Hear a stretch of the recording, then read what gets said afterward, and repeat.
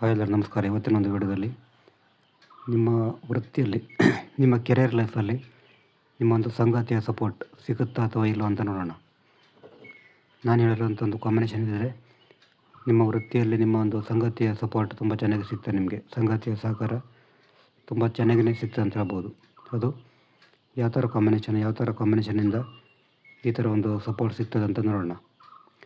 ನೀವು ಯಾವುದೇ ಒಂದು ಕೆಲಸ ಮಾಡಿದರೂ ಕೂಡ ಅವರಿಗೆ ನಿಮ್ಮ ಹೆಂಡತಿಯಿಂದ ಅಥವಾ ನಿಮ್ಮ ಗಂಡನಿಂದ ನಿಮಗೆ ಸಪೋರ್ಟ್ ಸಿಗುತ್ತೆ. ಇದು ಯಾವ ಥರ ಅಂತ ನೋಡೋಣ. ಮೊದಲನೇದಾಗಿ 10ರಲ್ಲಿ 7ನೇ ಮನೆ ಅಧಿಪತಿ ಇದ್ದರೆ, ಉದಾಹರಣೆಗೆ ಇದು ಲಗ್ನ ಅಂತ ತಿಳ್ಕೊಳ್ಳಿ.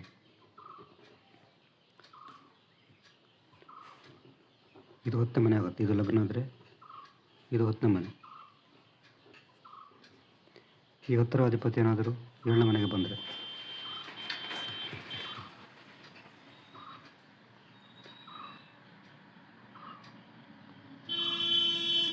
ಹತ್ತನೇ ಮನೆಯಲ್ಲಿ 7ನೇ ಮನೆ ಅಧಿಪತಿ ಬಂದರೆ, ಉದಾಹರಣೆಗೆ ಇದು ಮಿಥುನ ಲಗ್ನ ಆಗಿದ್ದರೆ ಇದು 7ನೇ ಮನೆ, ಇದು 10ನೇ ಮನೆ. ಈ 7ನೇ ಮನೆ ಅಧಿಪತಿ ಇಲ್ಲಿ 10ನೇ ಮನೆಗೆ ಬಂದರೆ, ಇಲ್ಲಿ 7ನೇ ಮನೆ ಅಧಿಪತಿ ಯಾರಾಗ್ತಾರೆ? ಗುರು. ಇಲ್ಲಿ ಬಂದರೆ 7ನೇ ಮನೆ ಅಧಿಪತಿ 10ನೇ ಮನೆಗೆ ಬಂದರೆ ವೃತ್ತಿಯಲ್ಲಿ ನಿಮ್ಮ ಸಂಗಾತಿಯ ಸಪೋರ್ಟ್ ಸಿಗ್ತದೆ. ಆಮೇಲೆ 7ನೇ ಮನೆಯಲ್ಲಿ 10ನೇ ಮನೆ ಅಧಿಪತಿ ಈ ರಿವರ್ಸ್, ಇಲ್ಲಿ 7ನೇ ಮನೆಗೆ 10ನೇ ಮನೆ ಅಧಿಪತಿ ಬಂದಾಗ ಕೂಡ ನಿಮಗೆ ನಿಮ್ಮ ಸಂಗಾತಿಯಿಂದ ತುಂಬ ಸಪೋರ್ಟ್ ಸಿಗ್ತದೆ ಅಂತ ಹೇಳ್ಬೋದು ವೃತ್ತಿ ಜೀವನದಲ್ಲಿ.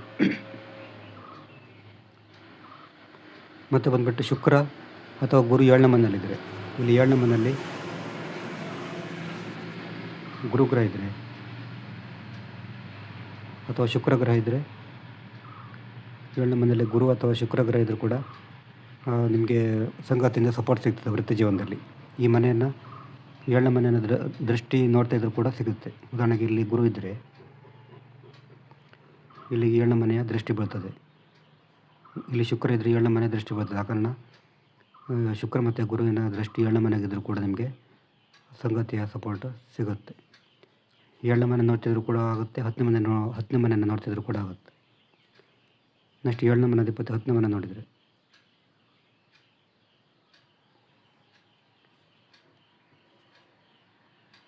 ಈ 7ನೇ ಮನೆ ಅಧಿಪತಿಯನ್ನು 10ನೇ ಮನೆ ಅಧಿಪತಿ ನೋಡಿದರೆ, ಉದಾಹರಣೆಗೆ ಇದು ಲಗ್ನ ತಿಳ್ಕೊಳ್ಳಿ. ಇದು ಲಗ್ನ ಆದರೆ ಇದು 7ನೇ ಮನೆ ಆಗುತ್ತೆ ಶನಿ, ಇದು 10ನೇ ಮನೆ ಆಗುತ್ತೆ. ಈ 7ನೇ ಮನೆ ಅಧಿಪತಿ ಶನಿಯನ್ನು ಈ ಮಂಗಳ ಏನಾದರೂ ನೋಡ್ತಾ ಇದ್ದರೆ ಆವಾಗ ಕೂಡ ನಿಮಗೆ ಸಂಗಾತಿಯಿಂದ ವೃತ್ತಿಯಲ್ಲಿ ಸಹಕಾರ ಸಿಗುತ್ತೆ. ಮತ್ತು 10ನೇ ಮನೆ ಅಧಿಪತಿ 7ನೇ ಮನೆ ಅಧಿಪತಿ ಏನಾದರೂ ಸಂಯೋಗ ಇದ್ದರೆ, ಉದಾಹರಣೆಗೆ ಇದು ಲಗ್ನ ಆದರೆ ಈ 7ನೇ ಮನೆ ಅಧಿಪತಿ ಯಾರಾಗ್ತಾರೆ? ಶನಿ ಆಗ್ತಾರೆ. ಇಲ್ಲಿ 10ನೇ ಮನೆ ಅಧಿಪತಿ ಆಗ್ತಾರೆ ಮಂಗಳ ಆಗ್ತಾರೆ. ಇಲ್ಲಿ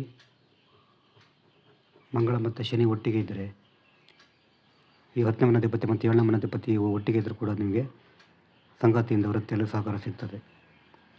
ಮತ್ತು 7ನೇ ಮನೆಯಲ್ಲಿ 10ನೇ ಮನೆ ಅಧಿಪತಿ ಇದ್ದರೆ, ಈ 7ನೇ ಮನೆಯಲ್ಲಿ 10ನೇ ಮನೆ ಅಧಿಪತಿ ಅಂದರೆ ಮಂಗಳ ಇದ್ದರೆ ಕೂಡ ನಿಮಗೆ ಸಂಗಾತಿಯಿಂದ ವೃತ್ತಿಯಲ್ಲಿ ಸಹಕಾರ ಸಿಗ್ತದೆ.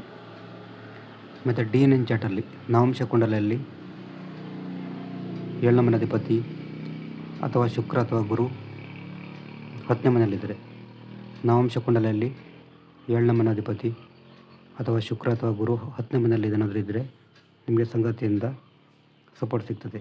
ಮತ್ತು 10ನೇ ಮನೆಗೆ ಸಂಬಂಧಪಟ್ಟಿದ್ದರೆ ಈ ಗ್ರಹಗಳು. ನೆಕ್ಸ್ಟ್ ನವಾಂಶ ಕುಂಡಲಿಯಲ್ಲಿ ಲಗ್ನದಲ್ಲಿ 7ನೇ ಮನೆ ಅಧಿಪತಿ ಇದ್ದರೂ ಕೂಡ ನಿಮಗೆ ಸಂಗಾತಿಯಿಂದ ವೃತ್ತಿ ವ್ಯವಹಾರದಲ್ಲಿ ಸಪೋರ್ಟ್ ಸಿಗ್ತದೆ. ಮತ್ತು 7ನೇ ಮನೆಯಲ್ಲಿ ಚಂದ್ರ ಇದ್ದರೂ ಕೂಡ ಕೆರಿಯರಲ್ಲಿ ಸಪೋರ್ಟ್ ಸಿಗ್ತದೆ. ಮತ್ತು ನವಾಂಶ ಕುಂಡಲಿಯಲ್ಲಿ 7ನೇ ಮನೆ ಉಚ್ಚನಾಗಿದ್ದರೆ ಅಥವಾ ಸ್ವರಾಶಿಯಲ್ಲಿದ್ದರೂ ಕೂಡ ನಿಮಗೆ ಸಂಗಾತಿಯಿಂದ ವೃತ್ತಿ ವ್ಯವಹಾರದಲ್ಲಿ ಸಪೋರ್ಟ್ ಸಿಗ್ತದೆ. ಇದು ಸಂಗಾತಿಯಿಂದ ಕೆರಿಯರ್ ಲೈಫಲ್ಲಿ ಸಿಗುವಂಥ ಒಂದು ಸಪೋರ್ಟ್. ನೆಕ್ಸ್ಟ್ ವಿಡಿಯೋದಲ್ಲಿ ಬೇರೆ ಸಿಗೋಣ. ನಮಗೆ ನಾವು ಜ್ಯೋತಿಷ್ಯ ಜಾತಕ ವಿಚಾರ ಮಾಡಬೇಕಂದ್ರೆ ನಮ್ಮದು ವಾಟ್ಸಪ್ ಸಂಖ್ಯೆ 70 906 37 934 ಈ ನಂಬರಿಗೆ ವಾಟ್ಸಪ್ ಅಥವಾ ಕಾಲ್ ಮಾಡಿದರೆ ಡೀಟೇಲ್ ಆಗಿ ತಿಳಿಸಿಕೊಡ್ತೇನೆ. ನೆಕ್ಸ್ಟ್ ವಿಡಿಯೋದಲ್ಲಿ ಬೇರೆ ನಮಸ್ಕಾರ.